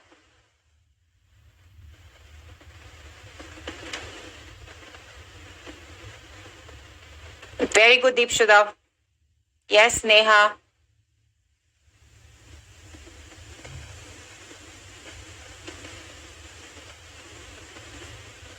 केनी, तुम उनको email लिखो और पूछो भाई।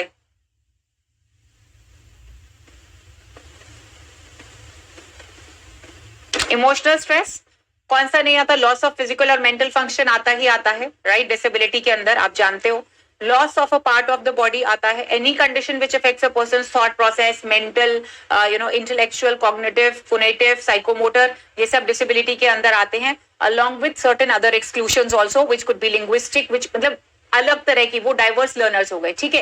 लेकिन अगर हम डिसेबिलिटी की बात कर रहे हैं तो इमोशनल स्ट्रेस इसके अंदर नहीं आता है, फिजिकल मेंटल आता है, आपकी body, if you lose part of the body वो भी आता है, and a persons cognitive thought, उसकी इंटेलिजेंस, उसका लेवल ऑफ अंडरस्टैंडिंग इसके अंदर आता है। ये जो ICF मॉडल है, it focuses on which of the following components of disability? ICF किसके ऊपर फोकस करता है?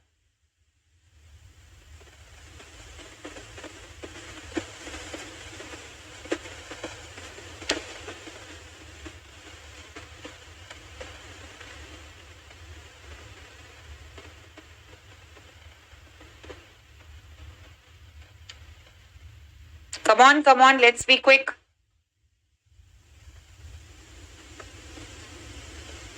I think simple, activities and participation, right? I think ये simple था बहुत ही. Let's come to question number 39. Again, this is very simple. RPW D 2016. I think BP के student जो थे वो तो इसके अंदर माशाल्लाह बहुत ही बढ़िया हैं, है ना? 21. कोई डाउट तो नहीं है? Let's quickly move to question number 40. ये करते हैं. A child from culturally backward family background has been admitted to your school. आप एक स्कूल हेड हैं, तो आप क्या करेंगे?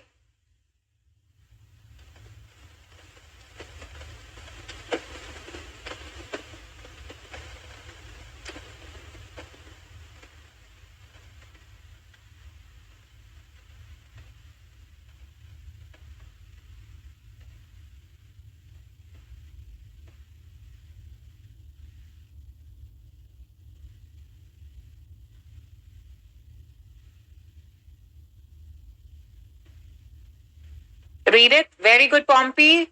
Very good, Pompey. Shabash. Good, Satyaprata, Anita, Fardua, Sanchari. Very good. Yes. आप एक स्कूल हेड होके ऐसा नहीं करेंगे कि आप उनको, एक बच्चे को जो कल्चरली बैकवर्ड है उसको ऐसे सेक्शन में डाल दें, तो ये तो आप कर भी नहीं सकते हो कि आपने एक सेक्शन ही अलग कल्चरली बैकवर्ड वालों का रखा हुआ है स्टूडेंट्स का. This is not done.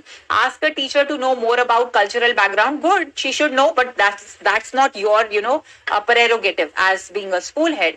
आपको करना पड़ेगा कि आप उन्हें नॉर्मल क्लासरूम में रखें, but at the same time आप स्पेशल अरेंजमेंट्स करें, देखें उनकी क्या नीड्स है, स्पेसिफिक नीड्स क्या है, what is the requirement, and ensure all of his needs are met by keeping him in a normal classroom.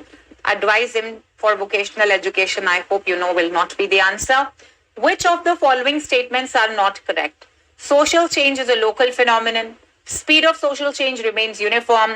Social change occurs an essential law. Definite prediction of social change is not possible. Social change is a global phenomenon.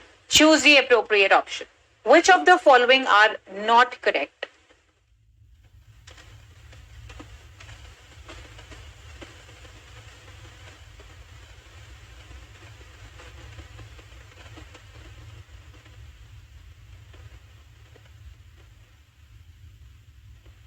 Eliminate की technique इस्तेमाल करिए.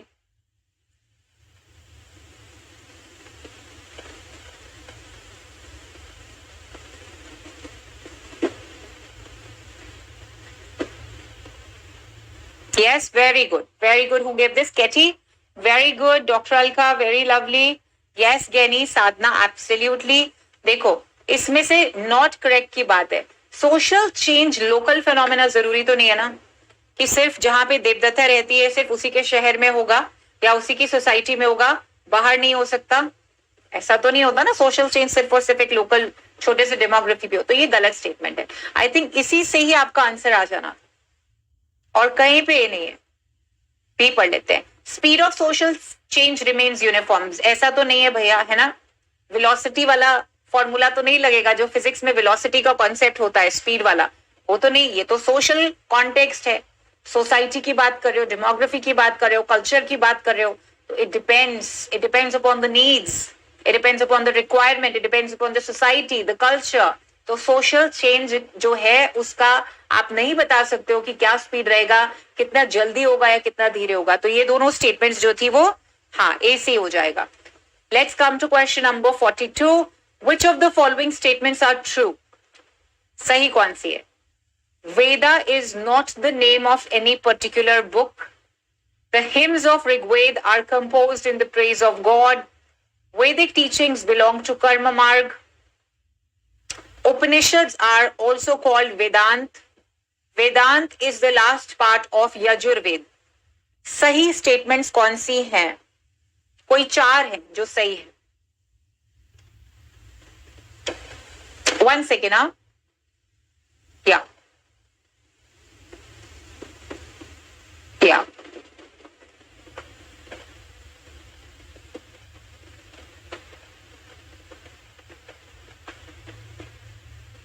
Yeah. कोई भी 4 सही है.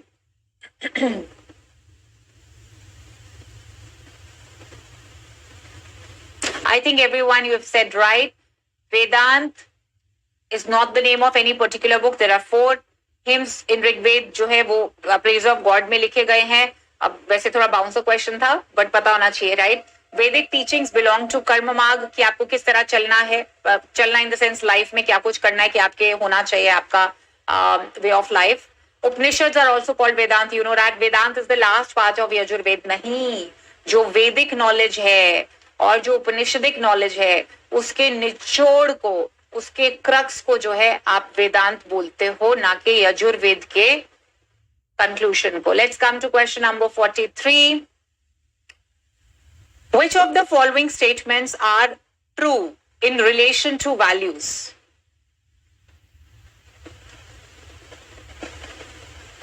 कोई भी 3 statements होगी जो सही होंगी.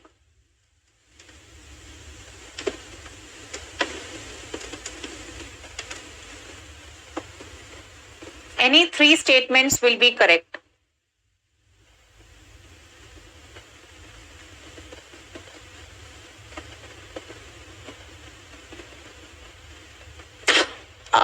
एक मिनट. Samved, Yajurved, Atharvaved. Yes, 4th is the Atharva, Samved, Yajurved. Yes. Sadhana is right.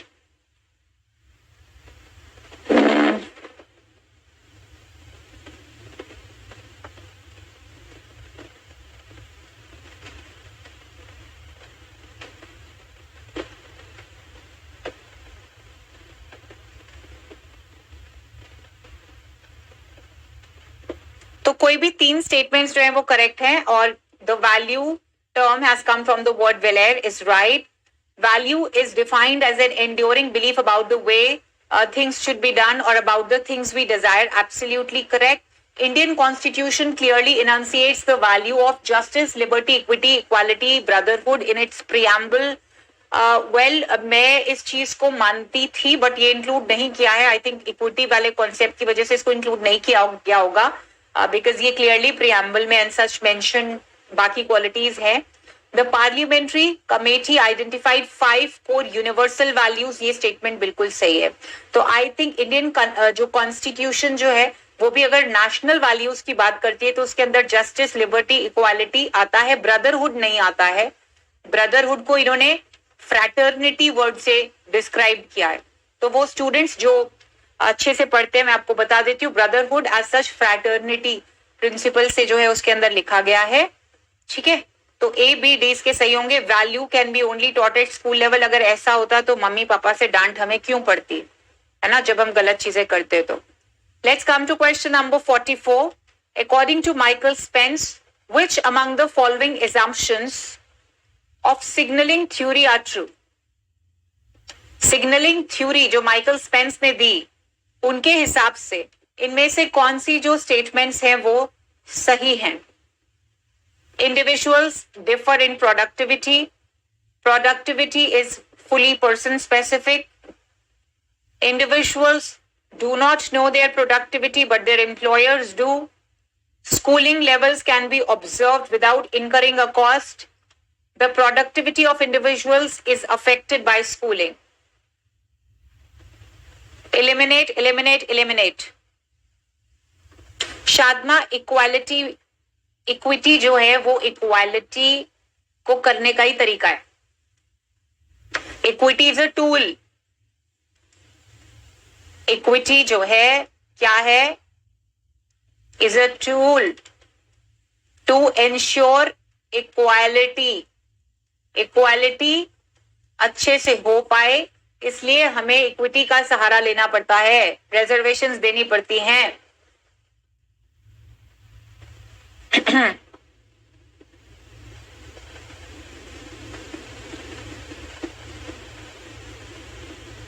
Yes, question number 44 answer देख लेते हैं क्या होता है. माइकल स्पेंस की सिग्नलिंग थ्योरी क्या बोलती है कि एजुकेशन किसी काम की नहीं है. यही बोलते हैं ना कि आपके जो सर्टिफिकेट्स हैं वो क्या है? एक तरह का क्या है? सिग्नल है. जरूरी नहीं है कि आपकी एजुकेशन, आपके स्कूल आपके अंदर बराबरी के स्किल्स जो है वो ऐड करेंगे. यही बोलती है माइकल स्पेंस की थ्योरी. तो इंडिविजुअल्स डिफर इन प्रोडक्टिविटी. हर एक इंसान इंडिविजुअल डिफरेंसेस, उसके एप्टीट्यूड, उसका स्किल्स, प्रोफिशिएंसी अलग होती है. Productivity is fully person specific. ये दोनों स्टेटमेंट्स एक ही चीज बोल रही हैं. तो जहां पे भी ए बी होगा यहीं से ही आपको पता चल जाना चाहिए. Both the statements are saying the same thing. Individuals do not know their productivity but their employers do. यानी हमको हमसे ज्यादा दूसरे जानते हैं ऐसा मानते हैं, ये नहीं मानते ऐसा. Schooling levels can be observed without incurring a cost. इसका क्या मतलब है? इसका मतलब ये कि जो आप स्कूल्स में जाके जो शिक्षा लेते हो ना उसके लिए आप कॉस्ट, उसके लिए आप ट्यूशन फी देते हो. बिना ट्यूशन फी दिए भी आपके अंदर वो स्किल्स, यानी बिना स्कूल में जाए भी आपके अंदर वही स्किल्स, वही प्रोफिशिएंसी ऐड की जा सकती है. यानी your productivity is not based upon your education. Okay, let's come to question number 45. For improving the quality of teachers, NEP 2020 ने क्या प्रपोज किया है? कोई भी 3 ऑप्शंस या any 3 options.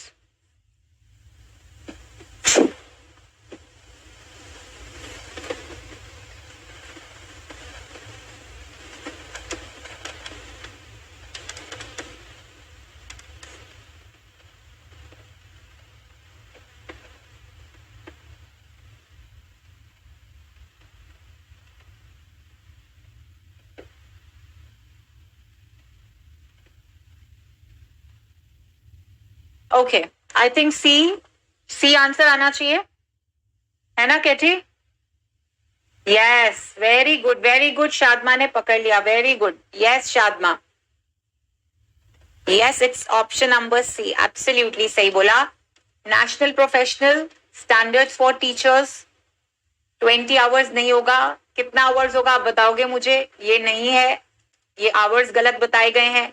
National vision for mentoring के बारे में बात की गई है, हॉरिजॉन्टल मोबिलिटी के बारे में बात नहीं की गई है, यानी उनको एक ही स्तर पे रखेंगे। Integrated teacher education programmes for 4 years, ये तीनों सही है। ऑप्शन नंबर, ये जो बी स्टेटमेंट है ये गलत है, यहां पे दिया हुआ है 20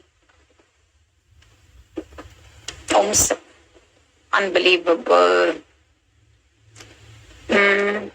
या so can anyone tell me कि इसकी जगह कौन सा आवर्स आएंगे? Yes, very good, 50. Let's come to question number 47.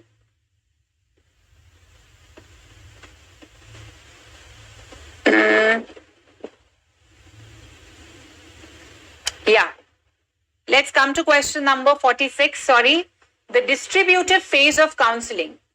The distributive phase of counseling focuses upon which problems of an individual. Choose the most appropriate answer from the options: social, vocational, occupational, educational, emotional. I'm repeating myself. The distributive phase of counseling.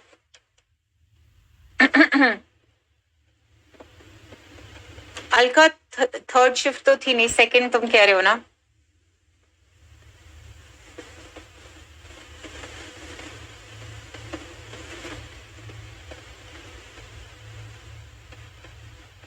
Go for it, everyone.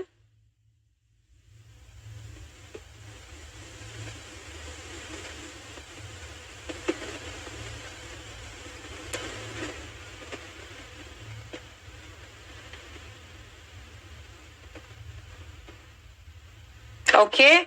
So Samresh, very good. Devdata, Nihar, no.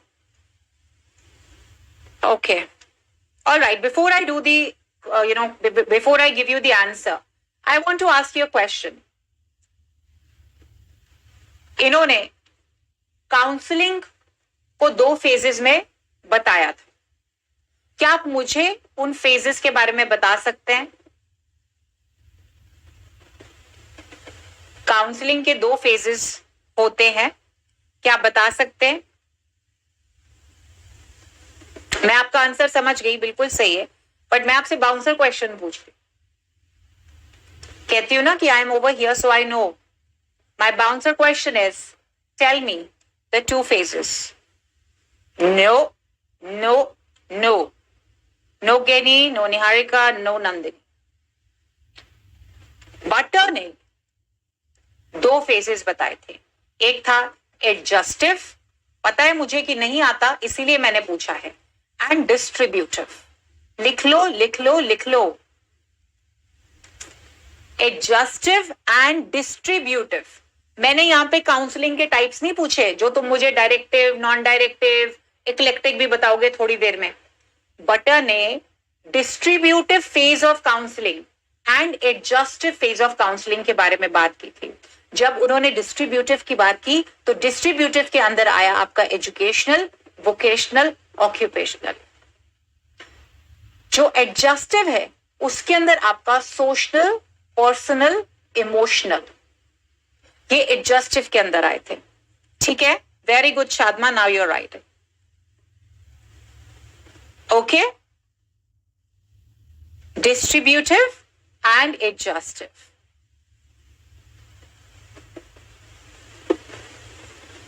Yes. Social, personal, you can call it family, and emotional. Let's come to the next question. Client-centered counseling hypothesizes what? Client-centered counseling क्या assume करती है? यहां पे ये दोनों option same हैं, ये ध्यान रखिएगा. बी और डी सेम ही ऑप्शंस हैं.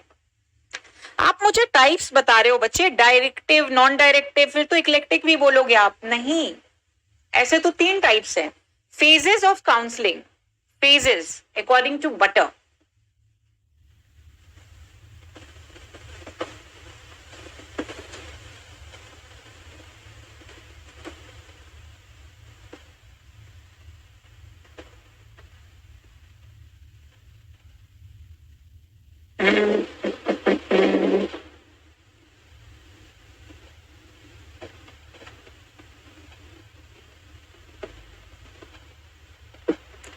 D are the same, okay? Geni not adjective, beta, adjustive. Adjustive, okay? Yes, Saroj, very good. Client centred का दूसरा नाम क्या होता है ये बता दो. इसको तो मैं बाद में ही कराती हूँ. दूसरा नाम बताइए. Come on, we just have 2-3 questions left.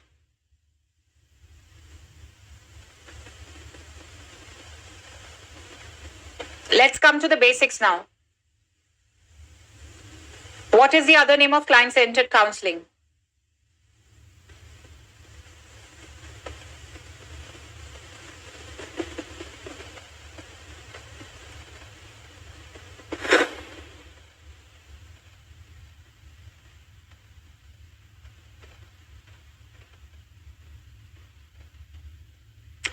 Okay, I got, yes, Zafreen, very good, Shadma, yes, non-directive. Who gave it? सबसे पहले क्लाइंट सेंटर्ड काउंसलिंग किसने दी थी? Who gave the concept for the first time?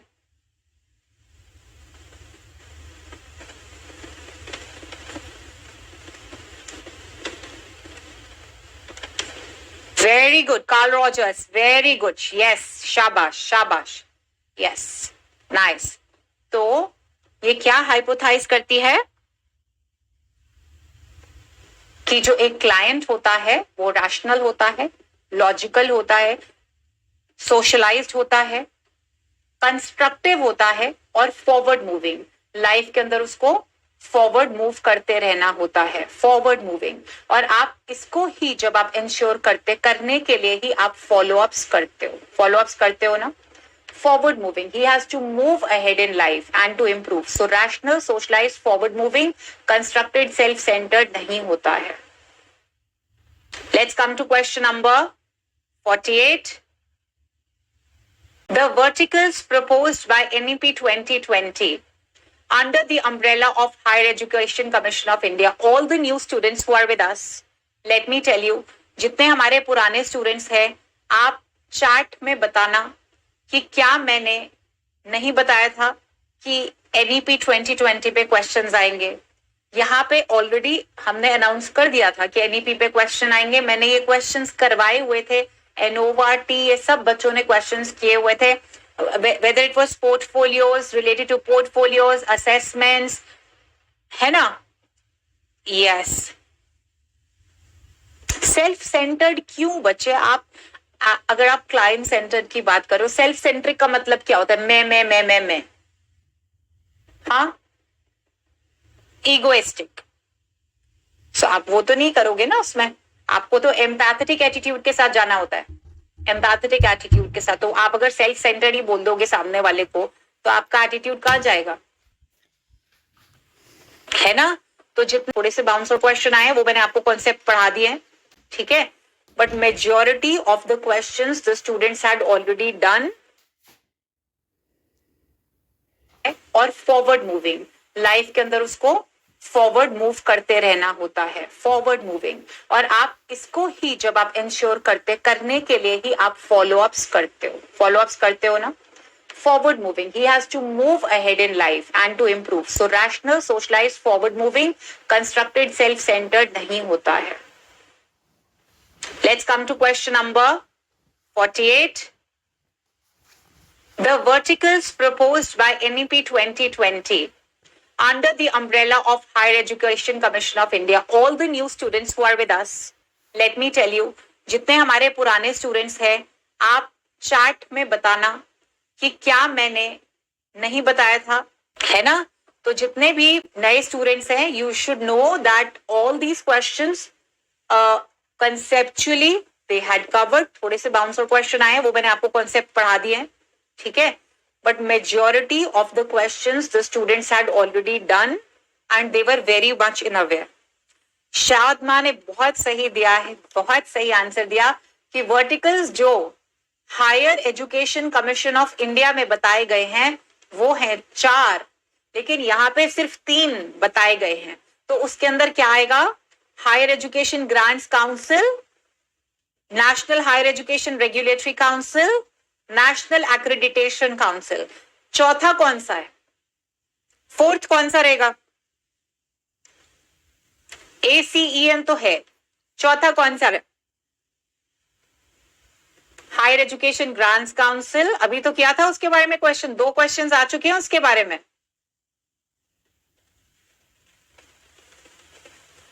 जो part missing है उसके already 2 questions पूछ चुका है. Very good. General education council. Yes Pompi, general education council. Yes, this question.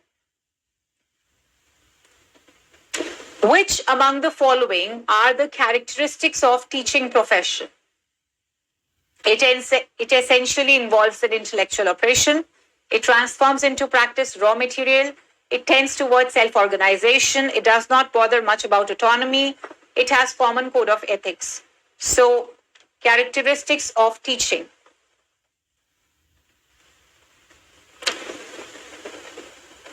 It's going a little slow from my end.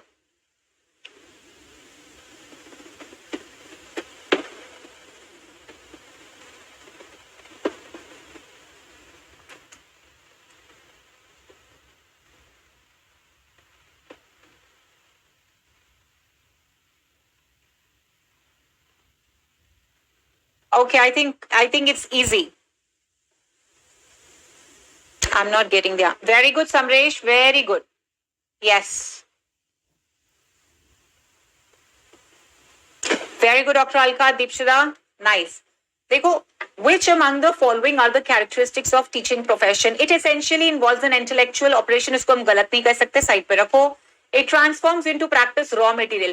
क्या भाई आप और मैं, क्या आप मेरे पास रॉ आते हो और मैं आपको प्रोडक्ट फॉर्म में देती हूँ? हाँ. क्या ये कोई इंडस्ट्री है जहां पे हम रॉ प्रोडक्ट की बात करते हैं या प्रोसेस प्रोडक्ट की बात करते हैं? रॉ प्रोडक्ट की बात, ऐसा तो इंडस्ट्रीज के अंदर ही होता है. तो जहां पे भी बी है उसको काट दो. कहां पे भी, चलो काट देते हैं. अब देखो, सी है यहाँ पे, ई है, सी है यहाँ पे, ई है. तो जंग कहाँ की है? जंग है 2 स्टेटमेंट्स के बीच में, यानी कि ए के बीच में और डी के बीच में. हमने ई तो पढ़ा ही नहीं है ना, ये इंक्लूडेड है, प्रोफेशनल एथिक्स पार्ट है. तो अब जो 2 हैं वो है it essentially involves in intellectual operation. It does not bother much about autonomy. ऐसा तो नहीं है, ऐसा तो नहीं होता ना, या होता है? ऑटोनोमस होता है ये? सेल्फ सेल्फ सेल्फ या डेमोक्रेटिक अप्रोच होती है? हाँ जी, ठीक है. तो अब समझ में आ गया, इसलिए इसको थोड़ा साइड पे रखा गया था, बिकॉज इंटेलेक्चुअल ऑपरेशन तो है लेकिन इसके साथ साथ फोनेटिव भी आ सकता है. तो ऐसे स्टेटमेंट को आप साइड पे रख लीजिए, इलिमिनेट कर दीजिए, चेक करो ये तो है, ये तो है, ये तो है, ये, और कंपटीशन हो गया इसके बीच में, इसके बीच में, सिलेक्ट इसको कर लिया. Let's come to this question now. For curriculum development, Ronald Doll identifies the following aims: intellectual, social, personal, aesthetic, productive, spiritual. Again bouncer question था, और मुझे एक और क्वेश्चन भी पूछना है, एक मैं और बाउंसर क्वेश्चन भी पूछूंगी आपसे.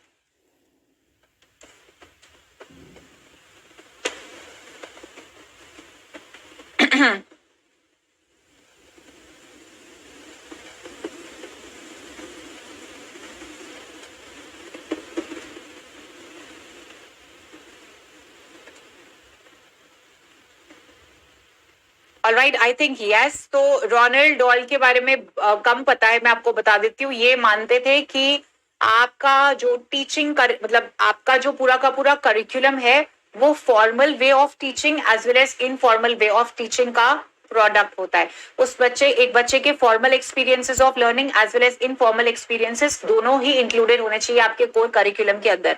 करिकुलम क्या है? You know that your curricular, that is your academics, your co-curricular and your whole experiences. तो इसके अंदर जो इन्होंने एम्स बताए थे उसमें एस्थेटिक और स्पिरिचुअल जो है वो नहीं थे, इंटेलेक्चुअल, प्रोडक्टिव और सोशियो पर्सनल थे, और इन्होंने कंस्ट्रक्टिव जो करिकुलम कंस्ट्रक्शन है उसका प्रिंसिपल किस आधार पे होगा वो मैंने आपको बता दिया। तो जाते जाते मुझे आपसे एक बाउंसर क्वेश्चन पूछना है, पूछ सकती हूँ? आज हमने किए हैं क्वेश्चन नंबर 1 to 50 शिफ्ट 1 के 14th of March 2023। इसका सेकंड पार्ट, ये क्या था? पार्ट 1। Part 2 coming soon. जाते जाते आपसे जो बाउंसर क्वेश्चन पूछना था वो ये है कि who is said to be the father of modern curriculum models? Father of modern curriculum models किसको बोला जाता है? ये आपका बाउंसर क्वेश्चन है, इसको होमवर्क क्वेश्चन ले लीजिए अगर आपको नहीं आता। Who is said to be the father of all modern curriculum models?